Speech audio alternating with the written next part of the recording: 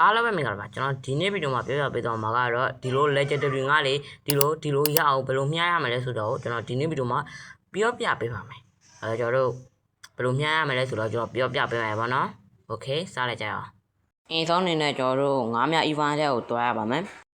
ဒီနေရာကိုရောက်လာပြီဆိုတော့ကျွန်တော်တို့ငါးစားမျှလို့ရပါပြီဒီမှာတော့ daily တက်တွေလောက်ပြီးတော့ကျွန်တော်တို့ငါးမျှလို့ရတယ် login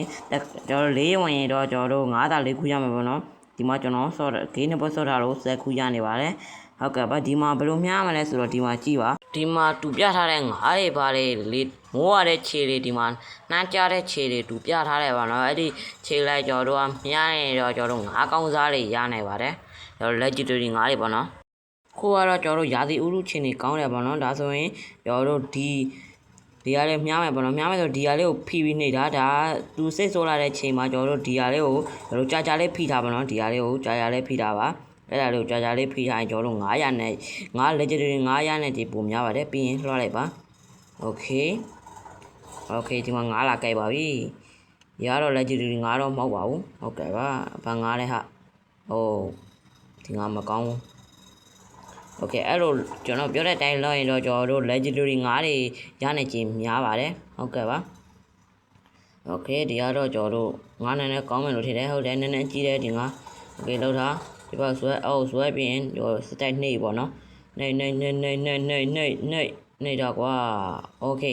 ရပြီโอเคဒီမှာပြထားတဲ့သူနှားပေါက်စံလေးနဲ့ပြထားရင်သူကနှားကြတဲ့ချိန်မှာကျွန်တော်တို့ဒီငါပုတ်လာတယ်ပေါ့ရှိတယ်ပေါ့နော်โอเคအဲ့ဒီငါကျွန်တော်ရထားတာပါโอเคကျွန်တော်မှာရှိတာတော့ငါတော့ကလုတ်ပြီပေါ့နော်ဒီမှာငါခုနဲ့စွဲနိုင်မယ်ပေါ့နော်โอเคဘာရမလဲဟာမရတော့ဘူးဟာ legendary 9တောင်မရလိုက်ဘူးโอเคကျွန်တော်တို့ပြန်လဲပြီးတော့ကျွန်တော်တို့ပြင်မယ်ပေါ့နော်ကျွန်းအမမရပါဘူးโอเค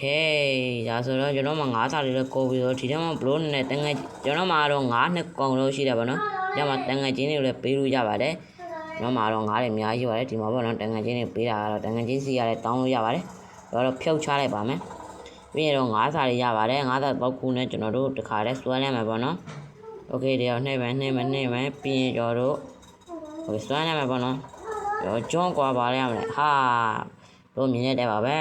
ကျွန်တော်ကတော့ legendary 9နှစ်ကောက်တော့ရပြီးသားပါနော်ခုနကကျွန်တော်ပြောတဲ့အတိုင်းများရင်တော့ဘလို့အနေနဲ့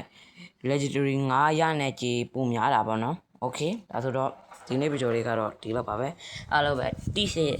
တာတွေမေးရှင်းတာတွေရှိရင် comment လေးမှာဖြေပေးခဲ့ပြောပေးခဲ့လို့ရပါတယ်ကျွန်တော်ဗီဒီယိုလေးနဲ့ပြန်ပြီးတော့ဖြေပေးပါမယ်အားလုံးပဲ bye bye